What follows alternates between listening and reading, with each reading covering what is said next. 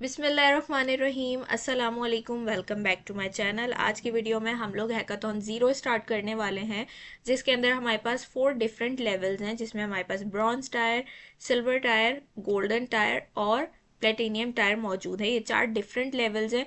जैसे जैसे लेवल बढ़ता रहेगा हमारे पास चीज़ें एडवांस होती जाएंगी। सही है। सबसे पहले हम ब्रॉन्ज टायर करेंगे। उससे पहले हमें समझना है कि ये हैकाथॉन ज़ीरो है क्या। इसके अंदर आपको एक पर्सनल एआई एम्प्लॉय बनाना है जो 24/7 आपका काम करेगा, जैसे सोशल मीडिया चलाना, ईमेल का रिप्लाई करना, बैंक डिटेल्स देखना वगैरह वगैरह। ठीक है। इसकी कुछ रिक्वायरमेंट्स है। सबसे पहले क्लाउड कोड आपके पास होना चाहिए। तो आप सिंपली 9 राउटर के साथ जो है क्लाउड कोड को यूज़ कर सकते हैं, फ्री में आपके पास बहुत बेहतरीन चलेगा। तो क्लाउड कोड जो है इसकी रिक्वायरमेंट है, क्लाउड कोड को यूज़ करना ज़रूरी है। तो बहुत सारी वीडियोस मौजूद हैं बहुत सारे चैनल्स पे, तो आपने देख के 9 राउटर का यूज़ करना है। आप इजीली क्लाउड कोड को यूज़ कर सकते हैं। ठीक है। अच्छा, क्लाउड कोड के बाद दूसरी चीज़ जो हमारे पास यहाँ पे इम्पॉर्टेंट है वो है ऑब्सीडियन। ठीक है। ऑब्सीडियन क्या है? एक सॉफ्टवेयर है। ये हमारे पास किस लिए यूज़ होता है कि आप अपना जो भी काम करते हैं, जो आपका वॉल्ट होता है, उसको आप क्या कर सकते हैं, व्यू कर सकते हैं, उसका डैशबोर्ड देख सकते हैं, जो भी आपके टास्क होते हैं, सारी चीज़ें। इसको सिंपली आप यहाँ पे लिंक पे क्लिक करके डाउनलोड कर सकते हैं। उसके बाद पाइथन की बात करें तो पाइथन 3.13 मिनिमम होना चाहिए आपके पास। तो मैं अपने पास यहाँ चेक करती हूँ, मैं उबंटू यूज़र हूँ। सही है। तो मैं यहाँ पे चेक कर लेती हूँ कि मेरे पास पाइथन कौन सा मौजूद है। सही है। इसका वर्जन चेक कर लेते हैं। तो यहाँ पे पाइथन 3 के साथ चलता है, पाइथन 3 हाइफन हाइफन वर्जन। तो मेरे पास 3.12.3 यानी जो रिक्वायरमेंट है उससे कम है, 3.13 मिनिमम होना चाहिए। तो अब हमने क्या करना है, इसको अपडेट करना है। अब यहाँ पे देखिए कमांड्स आपके पास सारी की सारी मौजूद हैं।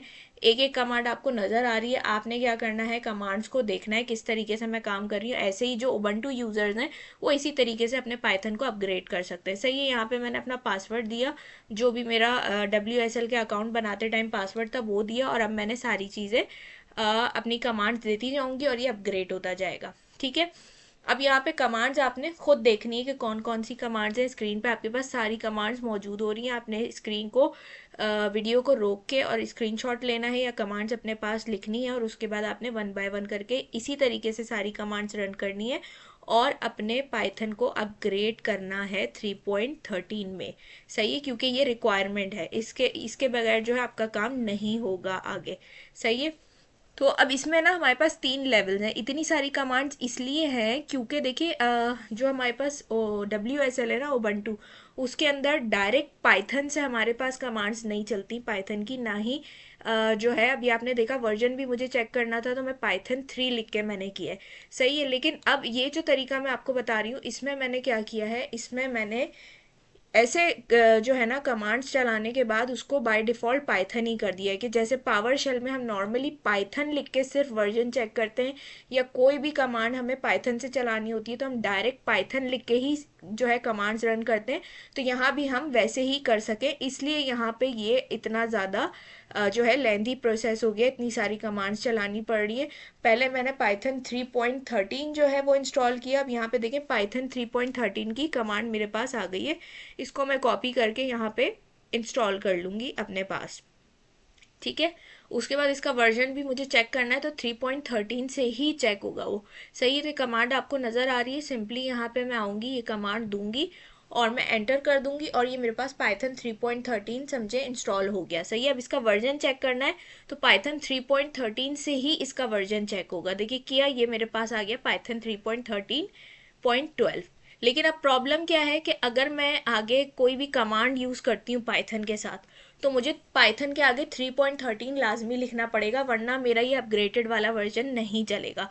तो अब सबसे पहले मैं इसको पाइथन 3 में कन्वर्ट करूँगी। सही है। और फिर पाइथन 3 से मैं इसको सिंपल पाइथन में कन्वर्ट करूँगी।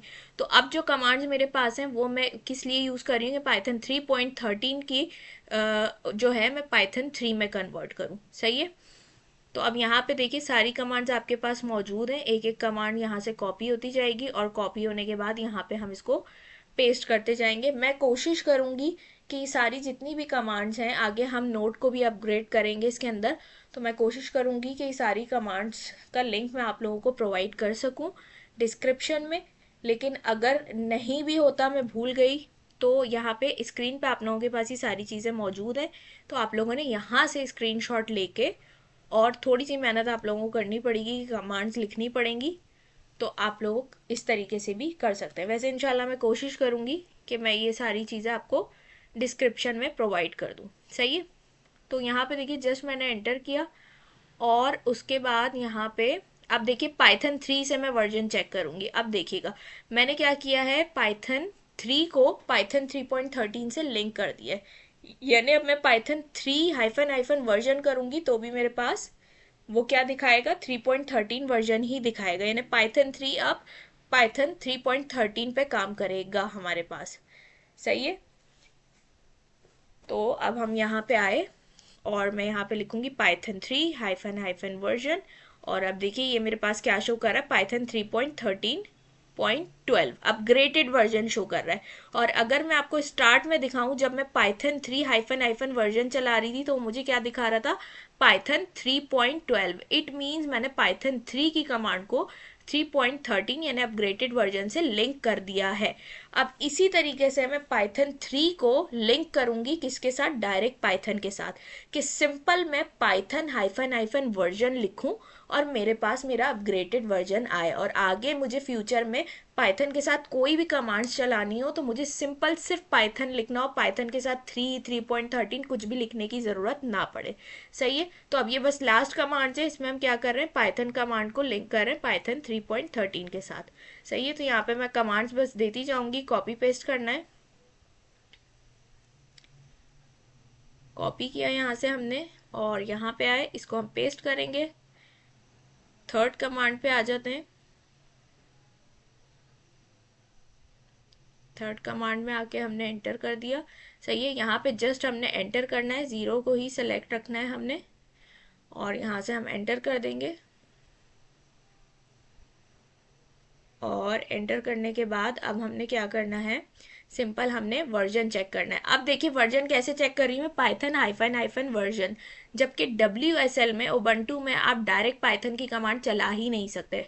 सही है, लेकिन अब हमने क्या किया है, इसको कन्वर्ट कर दिया। अब देखिए मैं सिंपल पाइथन की कमांड चलाऊंगी पावर शेल की तरह उबंटू में और ये मुझे अपग्रेडेड वर्जन दे रहा है।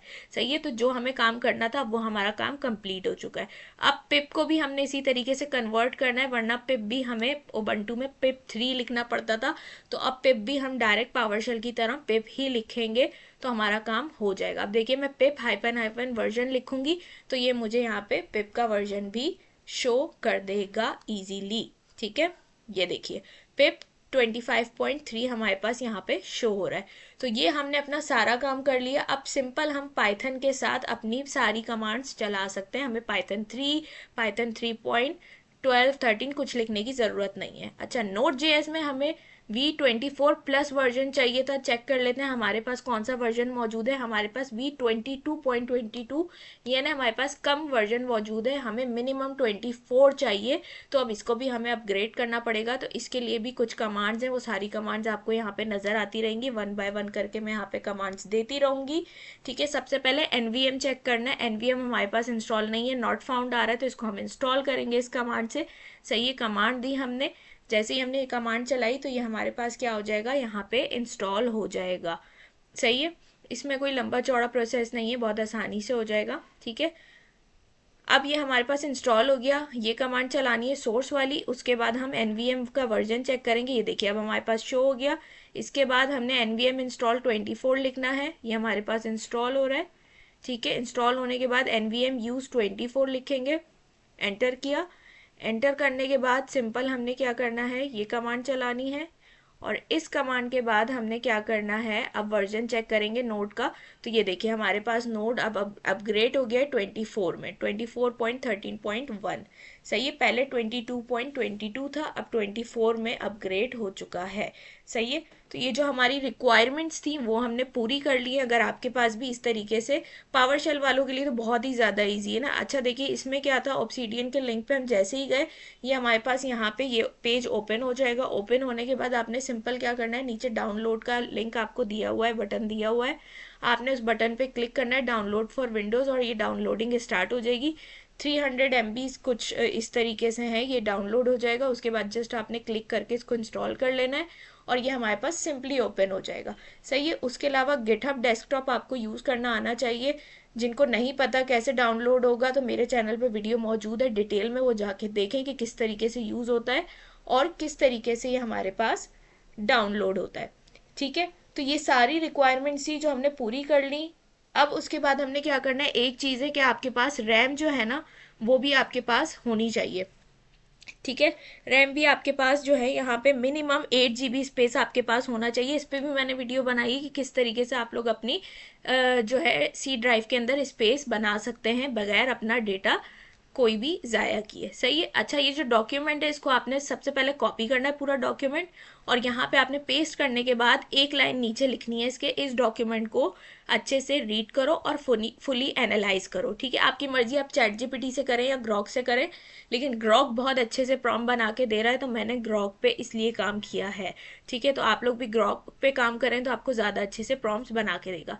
सबसे पहले क्या करना है, आपने चाहे चैट जीपीटी से कर रहे हैं या ग्रॉक से कर रहे हैं, उसको अच्छे से रीड करवाना है आपने। उसके बाद हम एक कमांड और दिए मैंने, अब मैं ब्रॉन्ज टायर स्टार्ट कर रही हूँ तो मुझे स्टेप बाय स्टेप प्रॉम्प्ट लिख कर दो कि किस तरीके से मुझे प्रॉम्प्ट्स देनी है और काम करना है। ठीक है, ये प्रॉम्प्ट जैसे ही मैंने दी तो इसने क्या किया, मुझे सारे के सारे प्रॉम्प्ट्स बना के दे दिए। किसके अकॉर्डिंग, ब्रॉन्ज टायर के अकॉर्डिंग, कि ब्रॉन्ज टायर में किस तरीके से काम होगा उसके अकॉर्डिंग इसने मुझे सारे प्रॉम्प्ट्स बना के दे दिए। इसने यहाँ पे मुझे 5 प्रॉम्प्ट्स बना के दिए थे। सही है, अब देखिए ऑब्सीडियन को मैंने ओपन किया। ठीक है, vault name AI employ vault जो हमें डॉक्यूमेंट में बोला गया था। ब्राउजर में जाके लोकेशन आप सेलेक्ट कर लेंगे, मैं यहाँ पे डी ड्राइव सेलेक्ट कर रही हूँ। ठीक है, लोकेशन सेलेक्ट करने के बाद आप सेलेक्ट फोल्डर कर लेंगे और उसके बाद सिंपल आपने क्या करना है, क्रिएट कर लेना है। ठीक है, तो मैं यहाँ पे क्रिएट पे क्लिक करूंगी तो ये मेरे पास यहाँ पे क्रिएट हो जाएगा। सही हो गया। अभी हमारे पास कोई भी चीज़ नहीं है, जब हम काम करते रहेंगे तो इसके अंदर चीज़ें खुद ही ऐड होती रहेंगी, अपडेट होती रहेंगी। अब मैं अपनी डी ड्राइव के अंदर जाऊंगी। डी ड्राइव के अंदर देखिए मुझे वो फोल्डर मिल गया एआई एम्प्लॉय वॉल्ट के नाम से। सही है, अब इसको मैं क्या करूंगी, वीएस कोड में ओपन कर लूंगी, क्योंकि हमने सारा काम वीएस कोड के अंदर ही करना है। कोडिंग हम सारी वीएस कोड के अंदर ही करेंगे। सही है, वीएस कोड ओपन हो गया। ये welcome.md की फाइल है, इसको हम डिलीट कर देंगे क्योंकि हमारे किसी भी काम की नहीं है। इसको मैंने यहाँ से डिलीट कर दिया। सही है, डिलीट करने के बाद अब देखिए यहाँ पे फिलहाल कुछ नहीं है। अब जैसे जैसे मैं वीएस कोड में काम करती रहूंगी फाइल्स वहाँ अपडेट खुद ही होती रहेंगी। सही है, ऑब्सीडियन बेसिकली हमारे पास किस लिए यूज़ होता है, रीड करने के लिए, व्यू करने के लिए, डैशबोर्ड के तौर पे यूज़ होता है। बाकी उसके अंदर कुछ नहीं करना होता, सारा काम हम वीएस कोड में करेंगे। अब यहाँ पे मैंने WSL में क्लाउड को रन किया, क्लाउड मेरे पास सक्सेसफुली रन हो जाएगा क्योंकि मैं 9 राउटर का यूज़ कर रही हूँ। ठीक है, ये क्लाउड मेरे पास ओपन हो गया। अब सिंपल करना ये है कि एक एक करके मैं प्रॉम्प्ट्स उठाऊंगी और जस्ट कॉपी पेस्ट करूंगी और मुझे कुछ भी नहीं करना है यहाँ पे। सही है, तो क्लाउड मेरे पास ओपन हो चुका है। अब जो मैंने ग्रॉक से प्रॉम्प्ट्स लिखवाई थी मैं उन पे जाऊंगी और वो प्रॉम्प्ट्स ओपन करूंगी। सबसे पहली प्रॉम्प्ट है कि हमें फोल्डर स्ट्रक्चर बनाना है। ठीक है, तो यहाँ से मैं कॉपी करूंगी, कॉपी करने के बाद मैं अपने वीएस कोड में आऊंगी और यहाँ पे सिंपल पेस्ट करके एंटर कर दूंगी। सही है, तो अब ये देखिए यहाँ पे मुझे सारे के सारे फोल्डर्स बना के दे देगा। सही है, देखिए सारे फोल्डर्स आ गए। अब उसके बाद दूसरी प्रॉम्प्ट है जो कि हमें क्या कह रहा है, फर्स्ट एजेंट स्किल्स बना के देगा हमें। सही है, तो इसको भी मैंने यहाँ से कॉपी किया और कॉपी करने के बाद मैं सिंपल यहाँ पे क्या कर दूंगी, पेस्ट कर दूंगी और एंटर कर दूंगी। कुछ भी नहीं करना है, सिर्फ प्रॉम्प्ट्स आपके अच्छे लिखे होने चाहिए तो आपका सारा काम स्टेप बाय स्टेप खुद ही होता रहेगा, आपको कुछ भी करने की ज़रूरत नहीं पड़ेगी। ठीक है, अब प्रॉम्प्ट 3 हमारे पास है। प्रॉम्प्ट 3 देने के बाद हमें कह रहा है कि आपने क्या करना है, वीएस कोड में एक टर्मिनल ओपन करना और पिप इंस्टॉल वॉच डॉग जो है वो कमांड आपने रन करनी है। ठीक है, तो प्रॉम्प्ट 3 मैं दे चुकी हूँ यहाँ पे। अब उसके बाद मैं क्या करूँगी, अपना एक न्यू टर्मिनल ओपन करूँगी। सही है, सिंपल टर्मिनल WSL में ओपन किया और मैं पिप इंस्टॉल वॉचडॉग चला दूंगी। ठीक है, ये थर्ड प्रॉम्प्ट देने के बाद आपने चलाना है। सही है, अब ये यहाँ पे हमारे पास इंस्टॉल हो चुका है वॉचडॉग। ठीक है, थर्ड प्रॉम्प्ट देने के बाद आपने ये काम करना है। ठीक हो गया, तो ये यहाँ पे हमारे पास हो गया। उसके बाद यहाँ पे देखिए हमें यहाँ पे कह रहा है then you can run the watcher letter with this. एक फाइल हमें बता दी उसने, एक प्रॉम्प्ट दे दिया कि इसके थ्रू आप क्या कर सकते हैं, इसको रन कर सकते हैं अपनी फाइल वॉच सिस्टम को। ठीक है, तो ये कमांड बाद में यूज़ होगी, अभी यूज़ नहीं होगी। उसके बाद फोर्थ प्रॉम्प्ट पे आ जाते हैं। इसको हम यहाँ से कॉपी करेंगे और कॉपी करने के बाद सिंपल वही हम गए अपने क्लाउड पे और क्लाउड पे जाने के बाद हमने पेस्ट कर दिया। ठीक है, सीक्वेंस आपने याद रखना है कि थर्ड प्रॉम्प्ट के बाद हमने पिप को इंस्टॉल करना था, वॉच डॉग को पिप के साथ। सही है, फोर्थ प्रॉम्प्ट भी दे दी हमने। सही है, और यहाँ पे फोर्थ प्रॉम्प्ट के बाद अब फिफ्थ प्रॉम्प्ट की बारी आ जाएगी। सही है, हमारे पास आ गया फिफ्थ प्रॉम्प्ट। तो यहाँ से मैंने इसको कॉपी किया और आपको नज़र आ रहा होगा कि बिल्कुल भी कुछ भी मुश्किल नहीं है। मैं वीडियो इसलिए स्किप कर करके बनाती हूँ, मैं चाहूँ तो मैं पूरे पूरे स्टेप्स आप लोगों को दिखा सकती हूँ कि जितनी देर में मेरा प्रोजेक्ट बना है, लेकिन वो फजूल है। इसलिए मैं कोशिश करती हूँ कि सिर्फ मेन पॉइंट्स आप लोगों को बताऊँ, ना कि पूरा जितने 4-5 घंटे या 3 घंटे या 2 घंटे लगे प्रोजेक्ट बनने में तो पूरा टाइम में आपको दिखाऊं, तो वो फजूल है। इसलिए मैं टू दी पॉइंट बात करती हूँ और मेन स्टेप्स आप लोगों को बता देती हूँ। सही है, तो यहाँ से हमने फिफ्थ प्रॉम्प्ट को कॉपी करना है। फोर्थ प्रॉम्प्ट हम दे चुके हैं, फिफ्थ प्रॉम्प्ट जो है हमारा, इसको हमने कॉपी करना है सिंपल, और कॉपी करने के बाद हम यहाँ पे आएंगे और आके हमने पेस्ट कर देना है और हम इसको यहाँ पे एंटर कर देंगे। ठीक है, इस तरीके से हमने एंटर कर दिया। अब देखिए यहाँ पे मेरे पास सारी चीज़ें आ गई है, रीडमी की फाइल आ गई, बाकी सारी चीज़ें भी हो गई। सही है, अब करना क्या है, यहाँ पे मैंने एक अदद फाइल बनाई थी, मैं दोबारा बना के दिखाती हूँ। सही है, अब मेन स्टेप शुरू होगा। सही है, सबसे पहले आपने एक फाइल बनानी है। ठीक है, content.md के नाम से। सही है, किसी भी नाम से बना सकते हैं, लेकिन md की फाइल होनी चाहिए। उसके अंदर मैंने एक रफ जो है मटेरियल रख दिया, डाटा रख दिया। सही है, कुछ भी आप रख सकते हैं, चाहे तो खाली भी रहने दे सकते हैं, आपकी मर्जी है। ये सिर्फ हम टेस्ट करने के लिए कर रहे हैं। एक न्यू टर्मिनल ओपन किया, उसमें हमने कमांड चलाई, वही कमांड जो हमें उसने थर्ड प्रॉम्प्ट के बाद बोली थी, Python file system watcher dot py। अब देखिए कह रहा है मॉनिटरिंग कर रहा है किसकी, इनबॉक्स की। ठीक है, मॉनिटर कर रहा है इनबॉक्स को, कि इनबॉक्स के अंदर जैसे ही कोई चीज़ आएगी तो ये उसको कैच कर लेगा। ठीक है, अभी यहाँ पे टेस्ट रिक्वेस्ट डॉट md मौजूद है। टेस्ट रिक्वेस्ट क्या है कि खुद ही टेस्ट करने के लिए इसने एक फाइल बनाई थी, लेकिन अब हम मैन्युअली इसको टेस्ट करने वाले हैं। तो अब जैसे ही हम कोई भी फाइल जो है इनबॉक्स के अंदर डालेंगे तो ये क्या कर रहा है, उसको मॉनिटर कर रहा है। जैसे ही हम डालेंगे तो क्या करेगा, ये यहाँ पे हमें बता देगा और लॉग्स के अंदर उसकी डिटेल आ जाएगी कि भाई ये फाइल जो है इनबॉक्स के अंदर इतने बजे आई है, इस टाइम पे आई है। ठीक है, इसके अंदर ये डाटा मौजूद है, और वही फाइल हमारे पास नीड एक्शन के अंदर भी आ जाएगी कॉपी होके। सो ये नीड एक्शन बेसिकली क्या है, नीड एक्शन वो होगा जिसके अंदर हमारे पेंडिंग टास्क होंगे। फॉर एग्जाम्पल एक ईमेल आई है, तो अब उस ईमेल का जब तक हम रिप्लाई नहीं देंगे वो नीड एक्शन में पड़ी रहेगी। जैसे ही हम उसका रिप्लाई देंगे वो डन में चली जाएगी। अब देखिए मैंने इनबॉक्स के अंदर फाइल डाली, जैसे ही मैंने इनबॉक्स में फाइल डाली, इसने क्या किया, new file detected in inbox, किस नाम से, content.md के नाम से। सही है, उसने फौरन से डिटेक्ट कर ली। सेकेंड चीज उसने क्या किया, एडिड टू नीड एक्शन।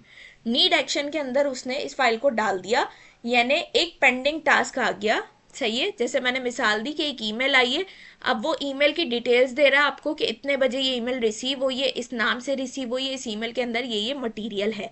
अब जब तक इस ईमेल का जवाब हम नहीं देंगे, ये नीड एक्शन में यानी पेंडिंग में पड़ी रहेगी। जैसे ही हम जवाब देंगे तो ये कहाँ चली जाएगी, डन के अंदर चली जाएगी और नीड एक्शन से वो हट जाएगी। क्योंकि जब भी हम कोई काम कर लेते हैं तो वो पेंडिंग से हट जाता है। सही है, तो नीड एक्शन भी बेसिकली एक पेंडिंग फोल्डर है जिसके अंदर पेंडिंग टास्क पड़े होते हैं। जैसे ही वो कंप्लीट होते हैं तो नीड एक्शन से हट जाते हैं। सही है, अब ये जैसे ही होगा तो ये डन के अंदर चली जाएगी। डन के बाद ये प्लान बनेगा। ठीक है, प्लान में आ जाएगी, और प्लान के बाद क्या होगा, हमारे पास डैशबोर्ड के अंदर भी अपडेट हो जाएगा रीसेंट एक्टिविटी में। सही है, अभी इसके अंदर कुछ भी नहीं है, ये तो जो टेस्ट फाइल थी वो है सिर्फ। सही है, तो अब इसके लिए हमें क्या करना पड़ेगा, इसके लिए मैं एक और न्यू टर्मिनल ओपन करूंगी। ठीक है, अभी लॉग्स के अंदर देखें, लॉग्स के अंदर क्या है हमारे पास, डिटेक्टेड डिटेल्स है, यानी जो फाइल रिसीव हुई है उसकी डिटेल्स हैं कि कितने बजे रिसीव हुई है, किस नाम से रिसीव हुई है, कहाँ पे रिसीव हुई है, उसका ओरिजिनल पाथ क्या है, ये सारी चीज़ें हमें यहाँ पे बता रहा है। लेकिन अभी देखिए प्रोसेस्ड एट में नल लिखा हुआ है, यानी अभी तक वो टास्क कंप्लीट नहीं हुआ है, प्रोसेस नहीं हुआ है। जैसे ही प्रोसेस्ड होगा तो वहाँ पे क्या होगा, प्रोसेस्ड होने का टाइम आ जाएगा, यानी इतने बजे हमने इस ईमेल का रिप्लाई कर दिया, इतने बजे प्रोसेस्ड हो गई, वो सारी चीज़ें वहाँ पे आ जाएंगी। एक्शन टेकन अभी अभी क्या कह रहा है, हमें अपडेट होगा आफ्टर प्रोसेसिंग। जैसे ही हम प्रोसेस कर लेंगे इस टास्क को तो अपडेट होगा।